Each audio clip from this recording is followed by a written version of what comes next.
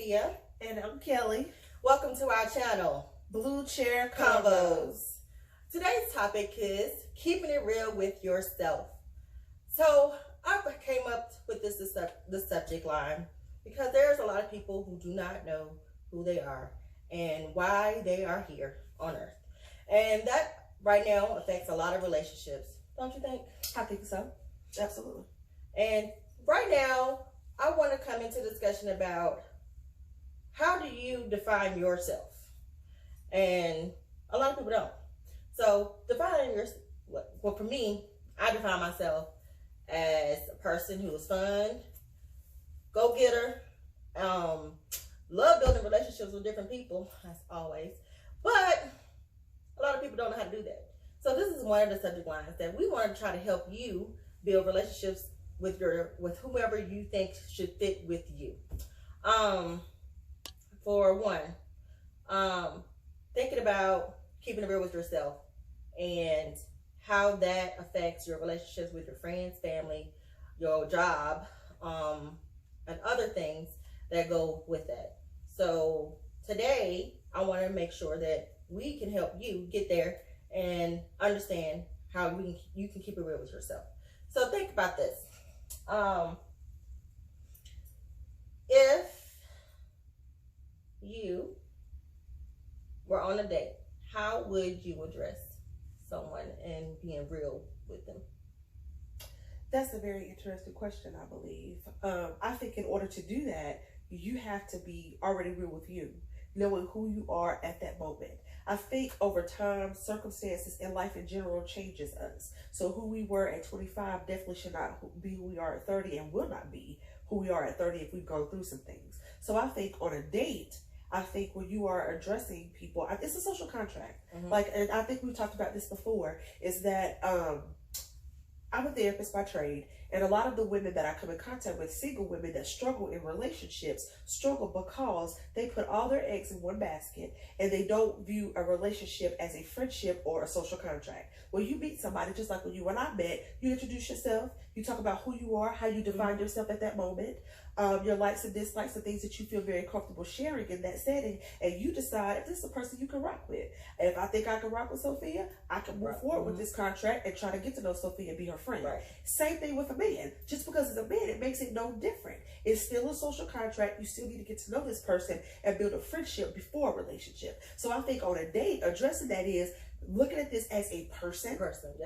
And having that socialization and that contract, saying, I'm just going to introduce myself to this person, get to know them, and then you decide if this man is somewhere that you're not, he might not be the one for me. That don't mean you can't be friends, but he's not the man I'm going to rock with for life.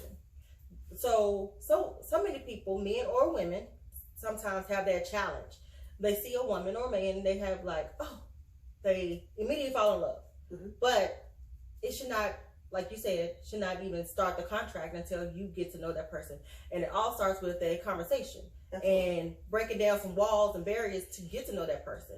But when someone comes in encounter with that person, sometimes we miss out what their expectation is. And so we are misled to believe, we misled with our feelings and emotions that lead to the understanding, oh, he likes me, or she likes me, instead of saying, like, let's step back for a moment and let's evaluate the situation.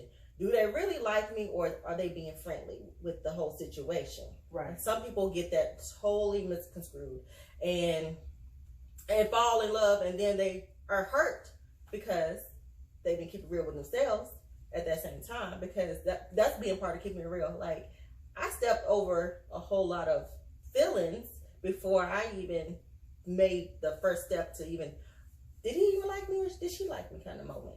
I think my question could be, just going to the very basic, bare bones of it, is you meet this person and all of a sudden you're in love. And we see women do that. Women and men do that all the time. But how can you truly love somebody and say you in love somebody if you don't know who you are? Because in order to keep it real with you and know who you are, you got to do that in order to love yourself. And I feel like you have to have love for yourself in order to love someone else. Right. Because how do you know what that looks like if you don't? You don't know what that looks like. Right. Well, for me, I see myself as, like, I can care about somebody, but and I know what my desires are, and that's how you know that you keep it real with yourself. Like, if you already know your desires, you confident in yourself, you know your qualities that can lead to the person that fits you. Like, that's even in your professional, your friendship.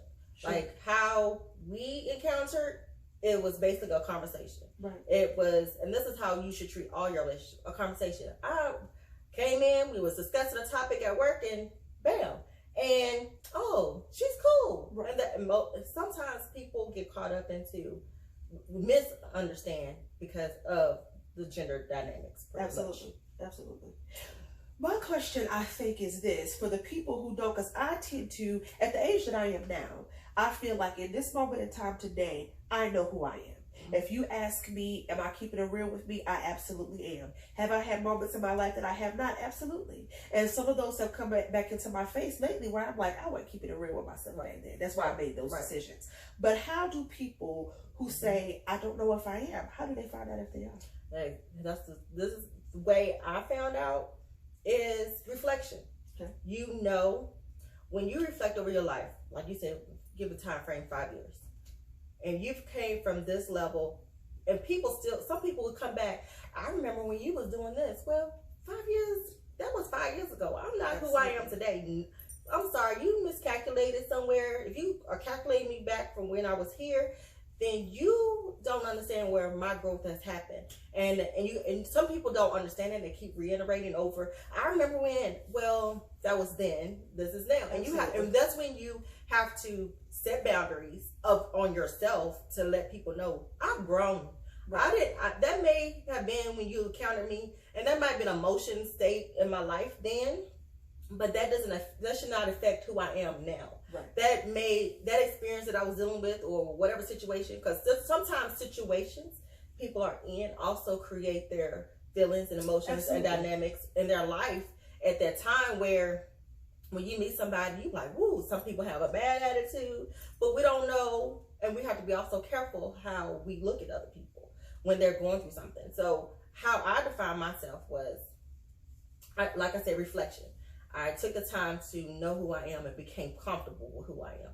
And being comfortable mean I built my own confidence. I didn't have to use any validation from someone else to stamp who I was. Right. And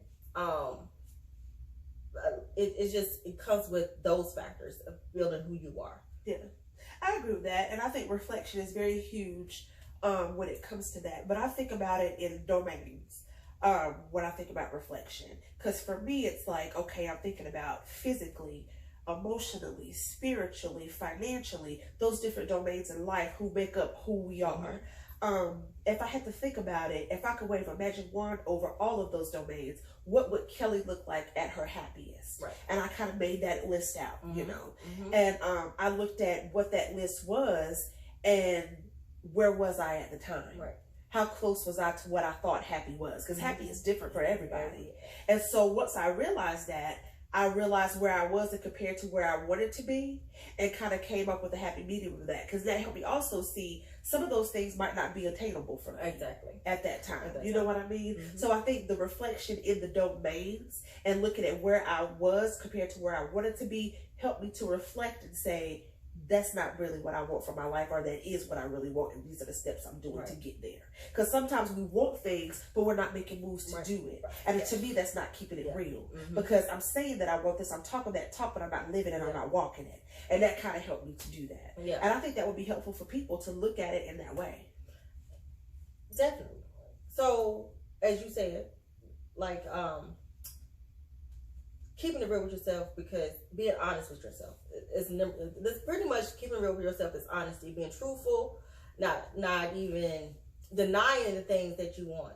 I also find it that it's so many people also walking through other people's dreams for their lives, and they don't know what their purpose is for. So how can they reflect on something when they're reflecting on someone else's dreams?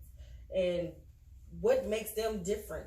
How can they get to the understand, oh, this is not what I want, and getting to the point to say, I don't desire this. Like, you know how parents do, like, I want my child to play football or basketball. Yep. Does that child really want to play that activity? Right. Is it something they desire, or is it because, well, my dad said it, I have to do it? And I think sometimes that the parents' feelings or whoever's feelings imposed upon that person can change their demeanor, how they're growing. I agree with that. And I think here again, it goes back to the same thing. Because when you think about it in domains, what is my happiest? If I'm that kid that football doesn't make me happy, and I'm looking at physically, mentally, all that, and I'm saying football is not on the list, that lets me know that ain't me. You know? Right. And like right now, college season is here. Right. And everybody wants to go to school, but is it the choice that you made? Or is it what you were told? Told to do. Yep. Is it because sometimes finances come into play? I understand. Sure. With the certain schools, and I understand totally. But at a point where you can get to that level where you can make your own finances, make the change that's better for you. Don't waste no time. Right. Because the more time you waste, you're going to be upset that you didn't get the goal that you wanted to reach. And nobody understands why you're upset, but you're upset. Right. That's because you're not keeping it real with yourself. Right. Absolutely. Because you didn't say no. And it's okay to say no to certain things. Now, I know some college students, I ain't going to say all, these parents, everybody like get on here like, you shouldn't tell my child, you know, that's not what I'm saying. That's saying no, that's a different conversation. But have conversations with your parents to, you know, help them fulfill your dreams as well. Don't stop hindering yourself from growing to the level that you need to. Because I think an open conversation, that's how all relationships are built. And that also takes that your initiative, that you can control the conversation leading to other relationships like dating. So that when you're out here dating, you know how to like, well, you know, this worked in this experience. Right. So that can lead to the next relationship to help you, like, you know what, I expressed my feelings then, I can be able to express my feelings now. Yep. You know? Yep. Don't you think so? Absolutely. Great. Yeah. Great conversation today. I hope that you guys were able to get something out of that. Like I said, the takeaway that I would like for people to take from this conversation is that in order to keep it real with yourself, you have to start with knowing who you are, what your wants and your desires are, and thinking about it in those domains of life and seeing what makes you happy, how close you are to it, and is it something that you thought about that makes you happy or that you were told. And I think that helps you to start getting real with yourself, and then the foundation begins to build. Right. And keeping real with yourself doesn't mean stopping all who you are. No, get to know who you are, basically. It's basically every day reflect, live your life to the fullest, and never give up on them. And understand that it's fluid. It changes. It's not going to be the same thing all the time. Circumstances changes you. Life changes you. You know, different things like that. And that's okay. But just as long as you know who you are and know what it is that makes you happy, that's all that matters. That's all that matters. Yeah. Thanks for watching. Please make sure you subscribe to our channel. Thank you. Leave a comment.